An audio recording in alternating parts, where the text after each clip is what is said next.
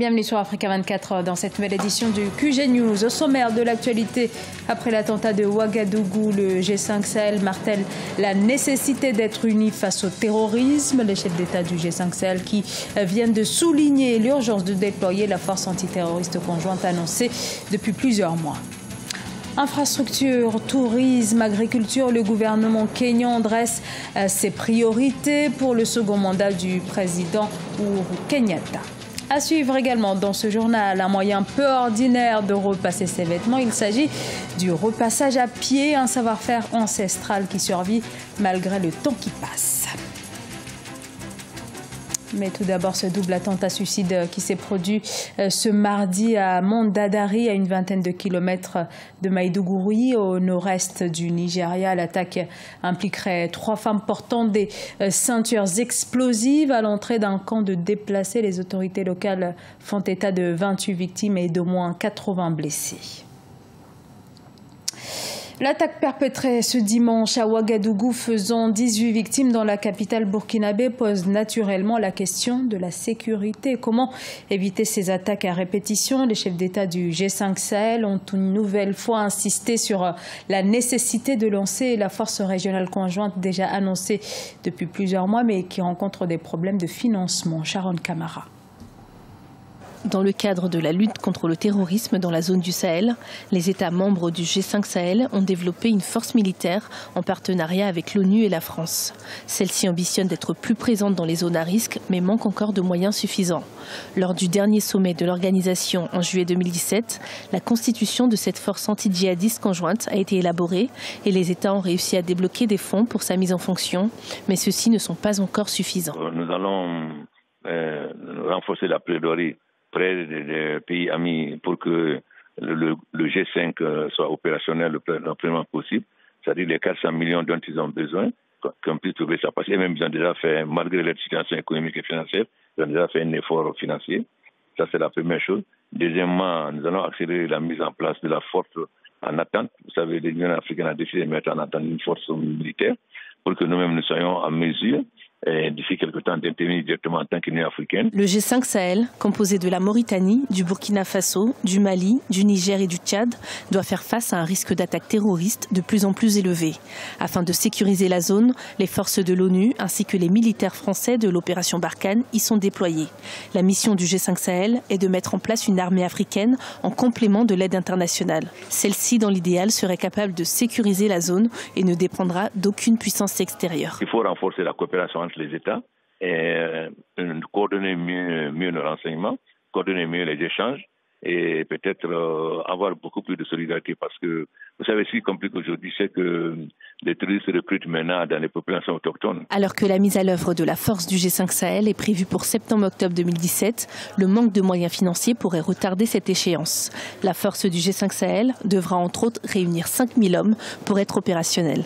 Dans une zone où les attaques s'intensifient, la réactivité de cette future force militaire est un réel défi pour la région du Sahel et pour toute l'Union africaine.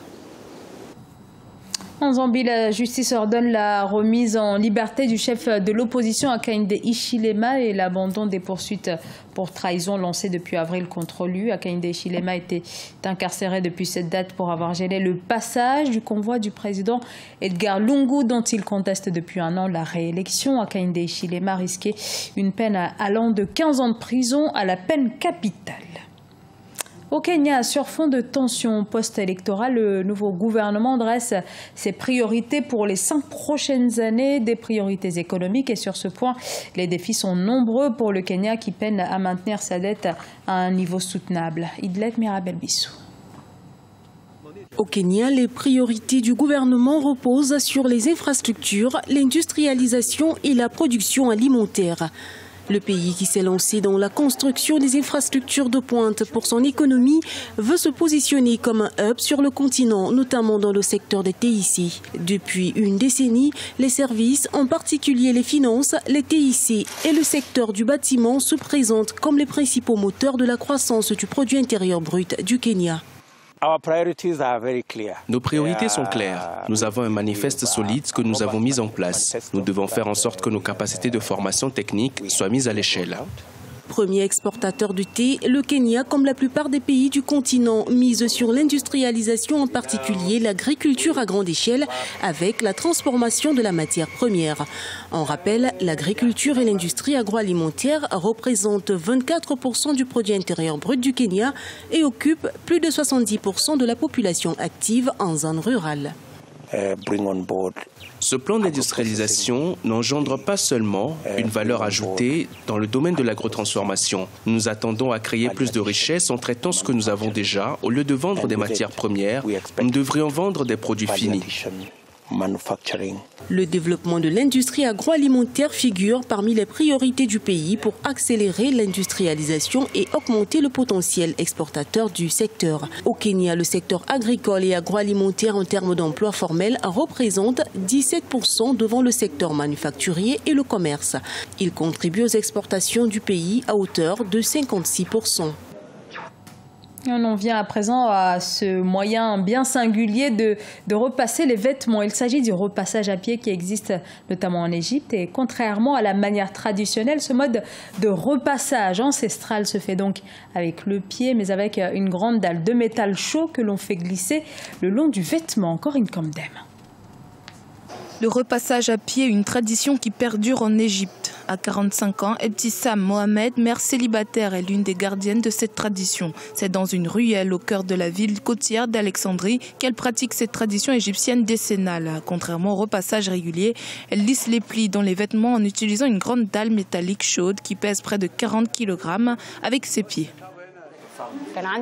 J'avais 10 ans quand j'ai commencé à repasser. Je ne pouvais même pas soulever le fer sur la table. Nous appelons ce petit four la maison du feu. Cela n'a pas changé depuis que nous avons commencé, mais les méthodes de chauffage ont été développées à partir du kérosène, des boîtes remplies de gaz, à ce que nous utilisons maintenant, ce qui est du gaz naturel. C'est probablement la seule chose qui a changé dans le magasin. Ça va maintenant faire 35 ans qu'Ebtissam est une makwagi, comme on appelle communément les repasseurs à pied en Égypte. Elle a hérité du commerce de sa mère et son grand-père. Même si elle doit faire face à la concurrence des fers à main électriques et à vapeur, Ebtissam estime que sa technique est plus efficace que les fers ordinaires en raison de la pression et du poids accru sur les vêtements. De plus, ses clients fidèles sont admiratifs, d'autant plus qu'elle gère ce commerce habituellement réservé aux hommes.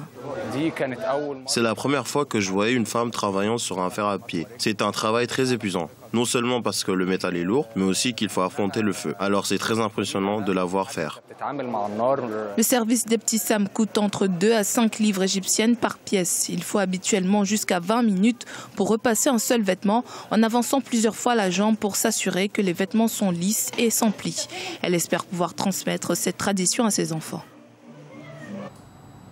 Un mot de sport avec l'international ghanéen Kevin Prince Boateng qui résilie son contrat avec Las Palmas. Le milieu de terrain qui évoque des raisons personnelles avait en mai prolongé son contrat pour 3 saisons supplémentaires avec le club des îles Canaries. Kevin Prince Boateng était arrivé à Las Palmas il y a tout juste un an. Ce journal a été réalisé par l'ensemble de la rédaction. Merci à vous de nous avoir suivis. Dans un instant, une nouvelle édition de l'actualité sur Africa 24.